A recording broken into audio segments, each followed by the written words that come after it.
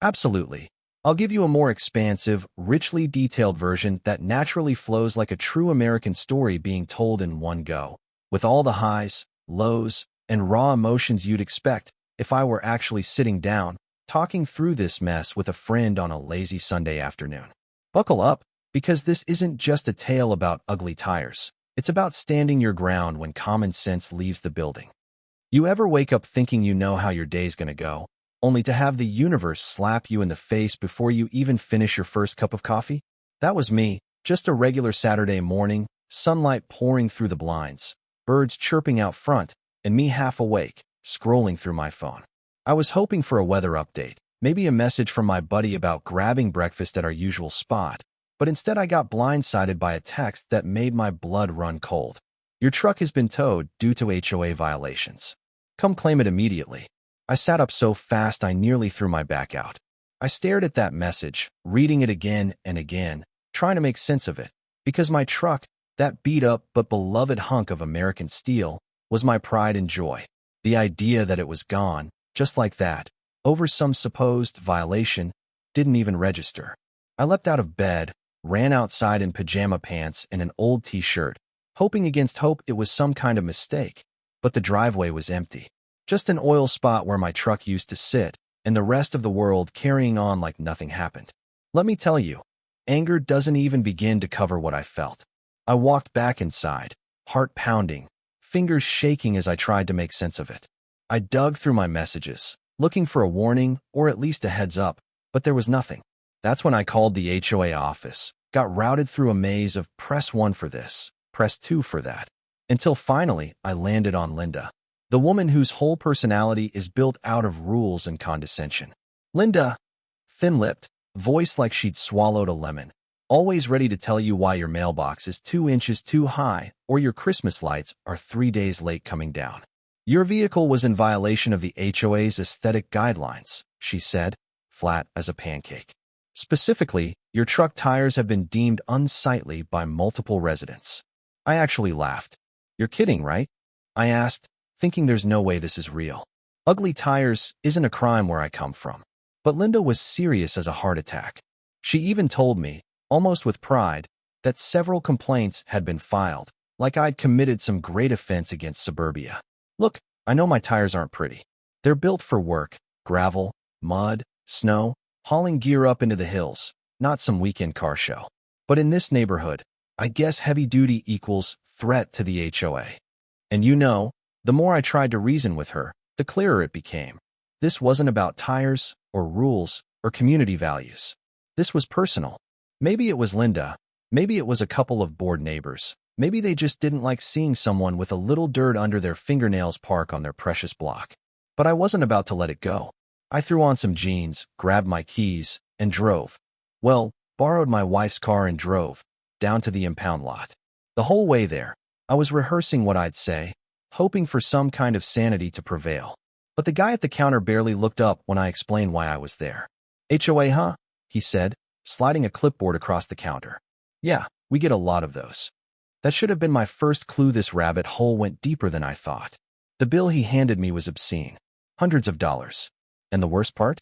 He showed me the paperwork. Vehicle in violation of Section 4, Subsection B. Visual uniformity. No specifics. No mention of tires. Just visual uniformity. I tried to argue, to plead, to get him to see reason, but he just shrugged. Not my call, man.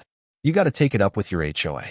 I stood there, fuming, feeling powerless and, honestly, a little humiliated. But as I stared at my truck, dusty, but no less beautiful in my eyes, I realized I couldn't just let them win. Not this time. I pulled out my phone and started documenting everything. Close-ups of the tires, wide shots of the lot, the bill, the vague violation notice.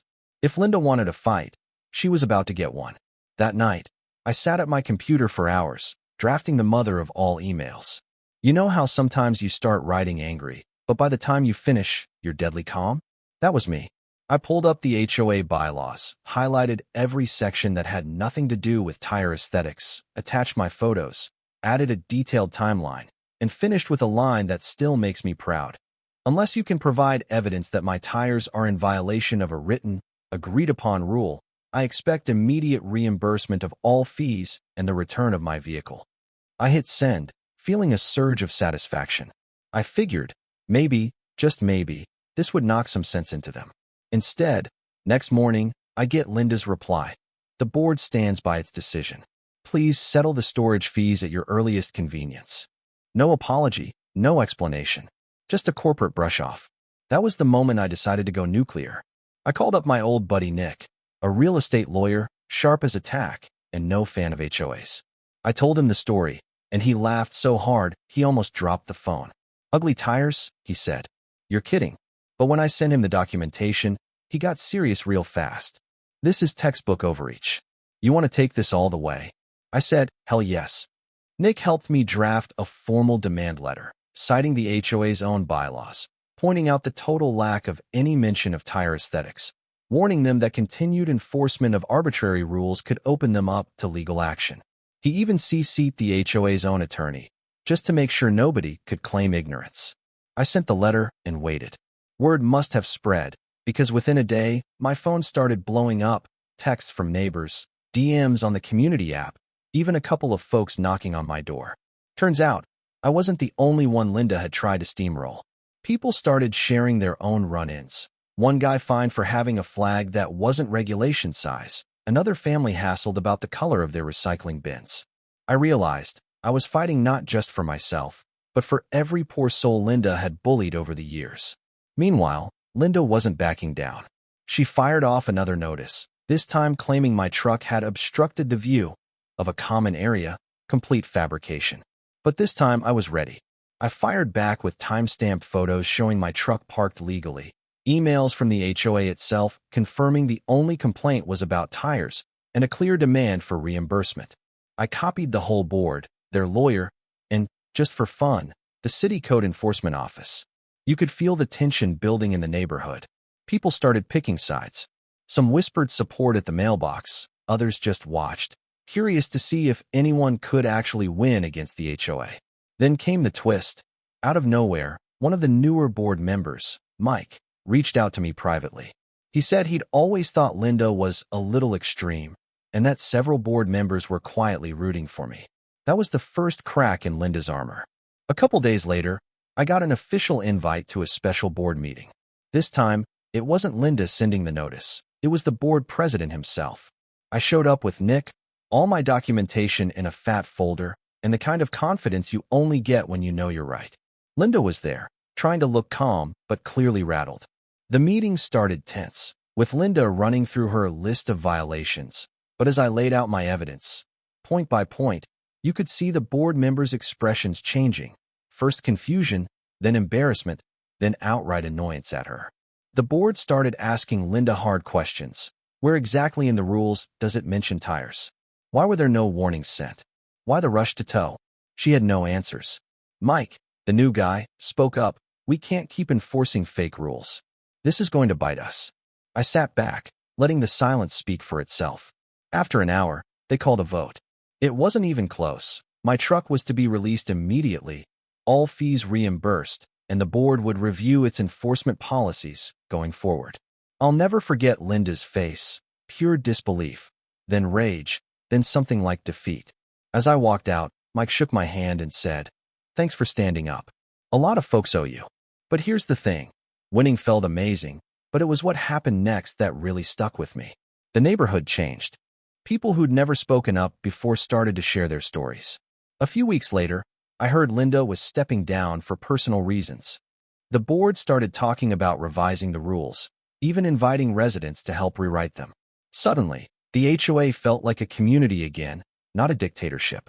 As for me, every time I see my truck in the driveway, tires and all, I feel a little surge of pride. It's not just about a vehicle. It's about refusing to get pushed around, about fighting for fairness, even when it's inconvenient. And yeah, maybe about making Linda pay for every cent of those storage fees. So, here's my challenge to you. Ever had someone in authority push you around just because they could? Ever been hit with a rule that didn't make sense? Tell me about it in the comments. Do you think I went too far or not far enough?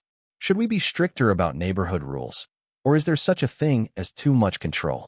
I want to hear it all, because justice, at the end of the day, isn't just about winning. It's about reminding people like Linda that ordinary folks aren't so easy to bully. Smash that like button if you think ugly tires should be a badge of honor. And if you want to see more stories about regular people standing up to ridiculous authority, you know what to do. Subscribe, hit the bell, and keep this conversation rolling. I read every single comment, and I know I'm not alone in this fight. Let's talk about what justice really means and where we draw the line between order and just plain nonsense.